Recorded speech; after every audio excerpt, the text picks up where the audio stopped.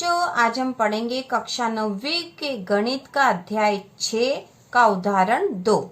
ठीक है, उदाहरण 2 हम करेंगे और इसके पहले हम इसका उदाहरण 1 कर चुके हैं। और यह जो अध्याय है रेखाएं और कोण वाला जो है, इसकी जो महत्वपूर्ण अवधारणा है वो भी हम समझ चुके हैं। बच्चों, यदि आपने नहीं देखा हो तो चैनल के प्लेलिस्ट में जाकर देख सकते हो और इसी तरह के और वीडियो देखने के लिए चैनल को सब्सक्राइब कीजिए और लाइक कीजिए। तो उदाहरण जो 2 दे रखा है वो है आकृति 6.10 में किरण OS रेखा POQ पर खड़ी है। किरण OR और OT क्रमशः कोण POS और कोण SOQ के समद्विभाजक है। यदि कोण POS x है तो कोण ROT ज्ञात कीजिए। तो यहाँ पर हमने ये आकृति बना ली है। आकृति 6.10 में यहाँ पर दे रखा है प्रश्न में कि किरण जो OS है OS, ठीक है, ये किरण OS है, रेखा POQ पर खड़ी है। तो रेखा POQ, ये रेखा POQ पर किरण OS खड़ी है। तो ये रेखा है एक और इस पर किरण OS खड़ी है। किरण OR, अब किरण OR और OT, ये वाली किरण OR और ये किरण OT क्रमशः कोण POS मतलब इस वाले कोण और कोण SOQ मतलब इस वाले कोण की समद्विभाजक है। समद्विभाजक है मतलब इस कोण को ये रेखा 2 बराबर भागों में बांट रही है। उसी प्रकार इस कोण को, इस पूरे कोण SOQ को ये रेखा OT 2 बराबर भागों में बांट रही है। यदि कोण POX बराबर x है, POS की मान जो है x दे रखा है, तो कोण ROT मतलब ये वाला जो कोण है ROT, ये वाला जो कोण है, यह हमें ज्ञात करके बताना है कि इसका मान कितना आएगा। तो बच्चों, इसको ज्ञात करने के लिए हम क्या कर सकते हैं, देखो आप सोचो पहले, जब इस तरह के सवाल आते हैं कि आपको ये चीज दे रखी है, जब इस तरह के सवाल आते हैं कि आपको ये दे रखा और आपको ये ज्ञात करके बताना है, तो हमें पहले ये देखना पड़ेगा कि जो हमें दे रखा है उसके आधार पर हम यह कैसे ज्ञात कर पाएंगे। तो हमें क्या क्या दे रखा, हमें केवल ये दे रखा है कि कोण जो POS है ना, कोण POS x है, ठीक है, POS x है और हमें हमें ROT ये मतलब ये वाले कोण का मान ज्ञात करना है। तो बेटा देखो कि कोण जो POS है ना, कोण जो POS है और SOQ है, ये दोनों कोण जो है रेखा POQ पर है, ठीक है। तो यहाँ पर ये रेखिक युग्म कोण बनेंगे और रेखिक युग्म कोण बनेंगे तो ये वाला जो कोण है, मतलब ये जो कोण है POS और SOQ, ये दोनों मिला के 180 डिग्री के हो जाएंगे, ठीक है, 180 डिग्री के हो जाएंगे। तो इस आधार पर हम इसका मान निकाल पाएंगे, ठीक है। तो हम करके देखेंगे, करते हुए हम इसको समझ लेंगे। शुरू करते हैं जहां से शुरू दे रखा कि किरण OS रेखा POQ पर खड़ी है। तो हम इसको हल करेंगे, ठीक है, हल करेंगे। किरण OS रेखा POQ पर खड़ी है, ठीक है, किरण OS रेखा POQ पर खड़ी है, हमें दे रखा है ना। किरण, देखो किरण OS किरण OS रेखा POQ पर खड़ी है। क्योंकि किरण यहाँ खड़ी है, इस रेखा पर खड़ी है, तो इस किरण के दोनों तरफ के जो कोण होंगे वो रेखिक युग्म कोण होंगे और उन दोनों का मान कितना हो जाएगा, 180 डिग्री। यह सब हम पहले देख चुके हैं, आपने नहीं देखा हो तो चैनल की प्लेलिस्ट में जाकर देख सकते हो। रेखा और कोण की महत्वपूर्ण जो अवधारणाएं हैं उसमें हम सारे कोण और रेखाएं उनके बारे में हम पढ़ चुके हैं। तो हम यहाँ आप करेंगे किरण OS रेखा POQ पर खड़ी है, इसलिए, ठीक है, इसलिए कोण POS धन कोण SOQ बराबर 180 डिग्री होंगे, ठीक है, बराबर 180 डिग्री। क्यों? क्योंकि ये रैखिक युग्म कोण है, ठीक है, रैखिक युग्म कोण है, इसलिए दोनों मिलके 180 डिग्री के हो जाएंगे, ठीक है बच्चों। अब क्योंकि कोण POS है ना, अब यहाँ पर हमें दे रखा है कोण पीओएस बराबर x, ठीक है, कोण पीओएस बराबर x, तो हम पीओएस के स्थान पर x लिख देंगे, कोण पीओएस बराबर x, ठीक है, ये दिया है हमें, है ना, यह तो हमें दिया है, तो अब पीओएस के स्थान पर हम x लिख देंगे, x धन कोण एस ओ क्यू बराबर 180 डिग्री हो जाएगा, ठीक है, 180 हो गया। अब कोण एस ओ क्यू, यदि एस ओ क्यू का मान निकालेंगे तो एस ओ क्यू बराबर 180 ऋण x, एस ओ क्यू की वैल्यू क्या आ गई है बच्चों, 180 ऋण x, ठीक है।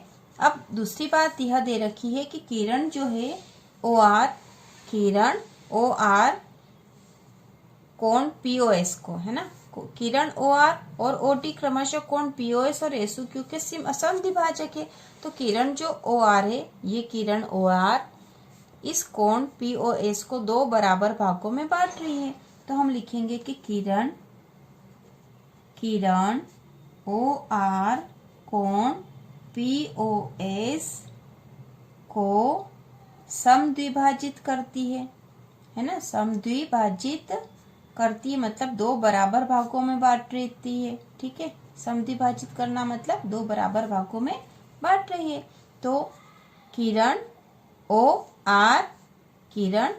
आर कोण पीओएस को समद्विभाजित करती, ठीक है, समद्विभाजित करती मतलब ये जो किरण जा रही है यहाँ से, तो यह इस पूरे कोण को दो बराबर भागों में बांट रही, तो ऐसी स्थिति में क्या होगा बच्चों कि कोण, ये वाला कोण और ये वाला कोण दोनों बराबर है, ठीक है, ये दोनों बराबर है, हम यदि एक का मान निकालेंगे तो इस पूरे का आधा हो जाएगा, क्योंकि पूरा तो एक ही है, ठीक है। तो कोण आर ओ एस, ठीक है, कोण आर ओ एस, हम इसका मान निकालेंगे, कोण आर ओ एस, क्योंकि हम इसका मान निकाल लेंगे फिर इसका मान निकाल लेंगे तो इस पूरे कोण का मान आ जाएगा, इसलिए हम इसका मान निकाल रहे हैं ना बच्चों। कोण आर ओ एस बराबर होगा 1/2 कोण पीओएस के। देखो बच्चों, कोण आरओएस किसके बराबर होगा, जो पूरा कोण पीओएस है, इस पीओएस को यदि हम आधा कर देंगे, इसको हम आधा कर देंगे तो कोण आरओएस आ जाएगा, क्योंकि जो किरण ओ आर है इस पूरे कोण को दो बराबर भागों में बांट रही है, दो बराबर भागों में बांट रही है, इसका मतलब यदि आरओएस को हमें निकालना है तो इस पूरे का आधा कर देंगे तो हमें आरओएस वाला कोण मिल जाएगा, ठीक है। तो अब हम यहाँ लिखेंगे कोण आरओएस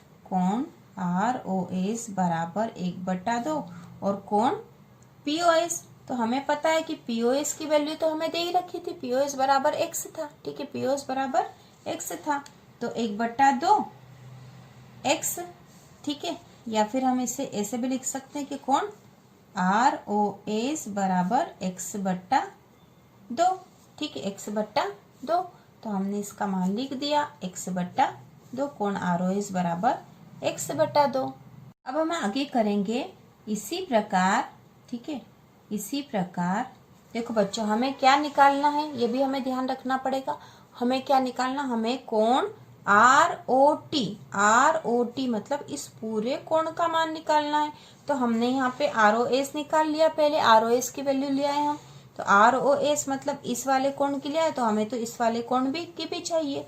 कौन सा कोण है, देखो बच्चों एसओटी है ना, कोण एसओटी भी निकाल लेंगे तो इन दोनों को जोड़ लेंगे तो हमें इस पूरे कोण की वैल्यू आ जाएगी। तो एसओटी, तो एसओटी की वैल्यू क्या हो सकती है, तो देखो बच्चों किरण ओटी जो है, किरण ओटी है जो यह इस कोण, इस पूरे कोण एसओक्यू को दो बराबर भागों में बांट रही है, तो हमें दिया है प्रश्न में, इसको दो बराबर भागों में किरण ओटी बांट रही है, तो किरण जो कोण होगा एसओटी उसका मान कितना होगा बच्चों, इस पूरे कोण का आधा होगा, इस पूरे कोण का आधा होगा, ठीक है।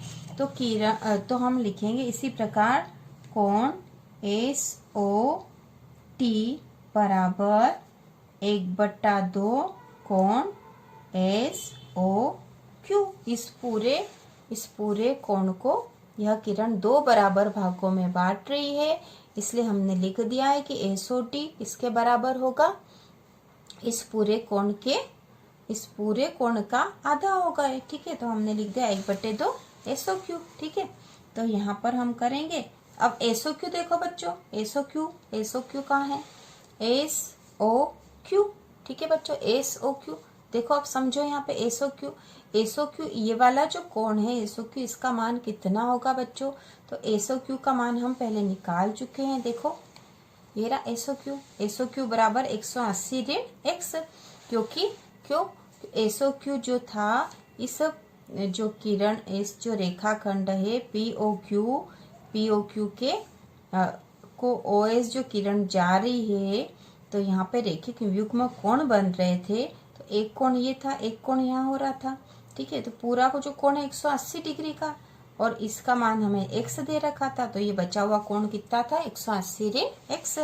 तो यहाँ पर हम लिखेंगे कोण SOT बराबर 1/2, और SOQ का मान लिख देंगे हम 180 ऋण x, ठीक है। अब 1/2 का दोनों में गुणा कर देंगे, तो ये हो जाएगा 180 बटा 2, है ना। 1/2 का गुणा यहाँ पे 180 में करा, तो 180 में 1 का गुणा करा तो 180 और बटा 2 आ गया। फिर ऋण x का 1 का x में गुणा करा तो x ही आया, और बटा 2 आ गया, ठीक है। अब यहाँ पे देखो ये कट जाएगा क्या? हाँ कट जाएगा। 2 एकम 2, 2 नम 18 0 बराबर 90 ऋण x। क्या वैल्यू आ गई है यहाँ पर? 90 ऋण x, ठीक है। तो हमें कोण SOT भी मिल गया बच्चों, कोण SOT भी मिल गया, ठीक है। यहाँ कोण SOT मिल गया, हमें SOT भी मिल गया, और उसके पहले कोण ROS की वैल्यू भी हमने निकाल ली। तो इन दोनों को जोड़ देंगे, इन दोनों कोणों को जोड़ देंगे तो पूरे कोण ROT की वैल्यू आ जाएगी। तो हम लिख देंगे अब, है ना, या इसलिए। तो अब हम कर सकते हैं, अब कोण ROT यही हमें निकालना था, ये किसके बराबर है? कोण ROS धन कोण SOT, ठीक है। तो यहाँ पर ROS का मान कितना आया था बच्चों? 1/2। ROS का मान आया था 1/2, और SOT का मान आया था 90 ऋण x, ठीक है। 90 ऋण x, 1/2। यहाँ पे देखो बच्चों, यहाँ पे 1/2 है ना, 2/2 लिखना रह गया था हमारा। यहाँ पे 90 आया, 2 से 180 को काट दिया तो 90 हुआ, ठीक है। और ऋण x/2, क्योंकि ये जो 1 का गुणा x में करा तो x ही आया, और बटा 2, ठीक है, बटे 2, तो 90 ऋण x/2। तो 90 ऋण x/2 होना था, x/2, ठीक है। अब यहाँ पे क्या होगा? x/2 ये धन का है और ये ऋण का है, तो धन और ऋण के x/2 आपस में कट जाएंगे, और ये बचेगा यहाँ 90। तो कोण जो है ROT बराबर 90 डिग्री का होगा, ठीक है। 90 डिग्री का ये हमने निकाल लिया है कि कोण ROT जो है वो 90 डिग्री का होगा। यह हमारा उदाहरण पूरा हो चुका है, ठीक है।